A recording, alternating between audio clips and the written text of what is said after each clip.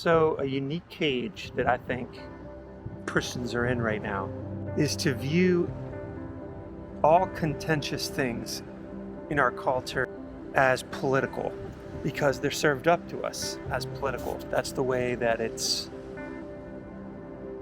the paradigm that we're supposed to think about them in. But that's a big trip up for the believer because they're not all political. Think about how tribal we've become.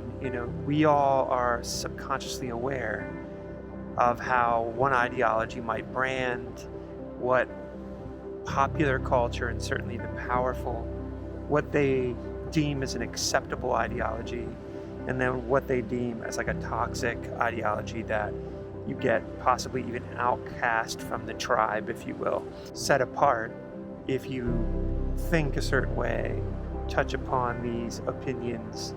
Believers really have just completely fallen into that gravitational pull. But here's the problem with it.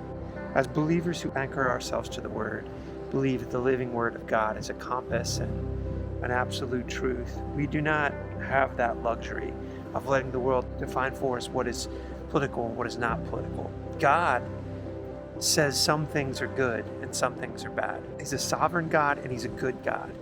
And despite our momentary opinions on the matter, and despite what we might think or feel, my personal experience has certainly been that in the end, the Lord's way is the most gracious way. The way that yields the most fruit, the most happiness, the most lasting joy. The way that man defines things. They, at best, deliver temporary fixes by way of what we want and what we desire, and then leave us even more hungry in the end, even more unsatisfied in the end. So there are so many issues our culture describing as political that are not political. And as a result of that, you'll have Christians that'll say, I don't want to really get involved in that. I don't want to have an opinion on that. It's like blithely. It's like both sides are equal. And sometimes that's even true. I often feel that way. Very libertarian-minded person. But that's not how we determine whether a thing is right or wrong. It's not how we determine whether we agree with a thing or not agree with a thing.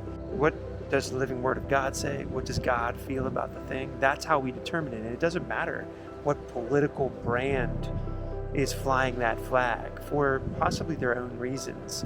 That's not how we determine our worldview. We have a biblical worldview, so we anchor ourselves in the Bible. And if that makes us have an unpopular issue, or an issue that brands with the right, maybe, that's irrelevant. That can't be the way that we look at things. And we must free ourselves from these shackles because it's really hurting us in our ability to be salt and light in a world that so badly needs it. So, because you are lukewarm and neither hot nor cold, I will spit you out of my mouth.